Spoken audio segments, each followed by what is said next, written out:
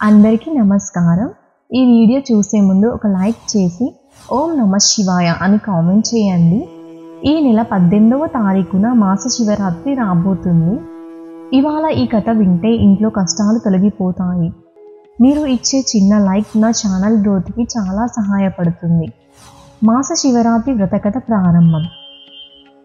పూర్వకాలంలో హిమాలయ పర్వత శిఖరమున ఉన్న కైలాసంలో పార్వతీదేవితో సహా పరమశివుడు ఆనందంగా విరాజమానుడై ఉన్నాడు. ఒకరోజు పార్వతీదేవి వినయపూర్వకంగా శివుణ్ణి ఇలా అడిగింది, నాథా, మీరు ప్రియమైన వ్రతాలలో ముఖ్యమైనది ఏది? దాని వలన భక్తులు పాపాలు నశించి మోక్షం పొందుతారు. అప్పుడు శివుడు చిరునవ్వుతో ఇలా అన్నాడు, గౌరీ, ప్రతి నెలలో ఒక రోజున అత్యంత ప్రియమైనది ఉంది. అదే మాస శివరాత్రి. ఆ రాత్రి ఉపవాసం చేసి భక్తితో నన్ను పూజించిన వారు అన్ని జన్మల పాపాల నుండి విముక్తి పొందుతారు. మాస శివరాత్రి ఆవిర్భావం. కృతయుగంలో సుధర్మ అనే బ్రాహ్మణుడు ఉండేవాడు. అతడు చాలా పేదవాడు, కానీ భక్తి ఉన్నవాడు. ఒకరోజు అతడు పచ్చి ఆకులు, పూలు సేకరించడానికి అడవికి వెళ్ళాడు. రోజంతా తిరిగి రాత్రి అయ్యింది. అడవిలో సింహం అరుపులు వినిపించాయి. భయంతో అతడు ఒక చెట్టెక్కి దాగిపోయాడు. అది మాఘమాసం కృష్ణపక్ష చతుర్దశి రాత్రి, అంటే శివరాత్రి రోజు. ఆ చెట్టు క్రింద శివలింగం ఉంది. గాలి వీస్తూ చెట్టుపై ఆకులు కదిలి కొన్ని బిల్వపత్రాలు శివలింగంపై పడసాగాయి. సుధర్మకు తెలియకుండానే ఆ రాత్రి జాగరణ, ఉపవాసం, బిల్వదళార్పణం అన్నీ జరిగిపోయాయి. ఉదయం అవగానే అతడి ఇంటికి వెళ్ళి భోజనం చేశాడు. అతను ఈ వ్రతం చేసినట్టు తెలియకపోయినా శివుడు అతని పాపాలను క్షమించి మరణానంతరం శివలోకానికి చేర్చాడు. అప్పటి నుండి ప్రతి నెల చతుర్దశి రాత్రి మాస శివరాత్రిగా జరుపుకుంటారు. వ్రత విధానం. ఉదయం స్నానం చేసి శుద్ధ వస్త్రాలు ధరించాలి.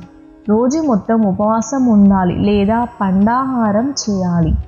సాయంత్రం శివలింగాన్ని పంచామృతంతో అభిషేకం చేయాలి. బిల్వదళాలు, పూలు, అగరబత్తి, దీపం సమర్పించాలి.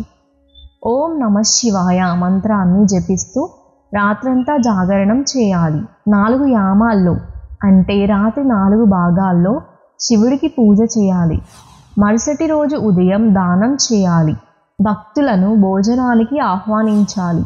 పూజలో ముఖ్యార్థం. ప్రతి మాస శివరాత్రి మనలోని అజ్ఞానాన్ని నశింపజేసే రాత్రిగా భావిస్తారు. ఈరోజు మన మనస్సును శుద్ధి చేసుకోవడం, మనలోని దైవస్పర్శను అనుభవించడం. శివరాత్రి అనగా శివుని స్మరణలో గడిపే రాత్రి. భగవంతుని చింత, ధ్యానం, జపం చేస్తే మానసిక ప్రశాంతత లభిస్తుంది. వ్రతం చేయడం వలన కలిగే ఫలితాలు. శివరాత్రి రోజున ఉపవాసం చేసి జాగరణ చేయు వారికి సహస్ర అశ్వమేధ యజ్ఞ ఫలం లభిస్తుంది. పాపాలు నశించి శుభఫలాలు కలుగుతాయి.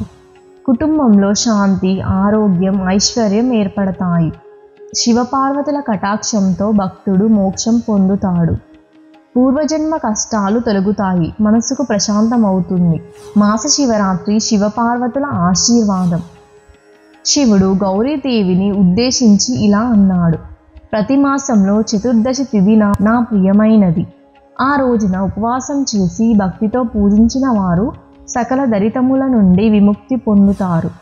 వారు చివరికి నా లోకానికి చేరుతారు. సమాప్తం. ప్రతి నెల శివరాత్రి అనేది ఒక పవిత్ర దివ్య సమయం. ఆ రోజు శివపూజ చేస్తే మన జీవితానికి శాంతి, స్థిరత్వం, దైవకాంతి లభిస్తుంది. శివుణ్ణి భజించడం అంటే మనలోని ఆత్మ శాంతిని గుర్తించడం. ఓం నమః శివాయ ఈ మంత్రం జపమే శివరాత్రి యొక్క సారాంశం. అందరికీ ధన్యవాదములు. ఈ వ్రతకథ నచ్చినట్టయితే ఒక లైక్ చేయండి. మరెన్నో కథలతో మీ ముందుకు వస్తాను. అంతవరకు ఉంటా మరి. Thank you for watching.